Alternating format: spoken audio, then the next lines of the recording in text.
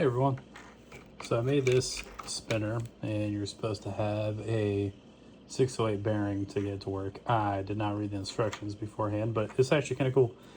It's a steampunk spinner, fidget spinner, and you just kind of pop those on and spin if it worked right. But of course I dropped it. I grabbed it. So you just plop one there, plop one down there, and you spin, which is hard to do with one hand. But oh well.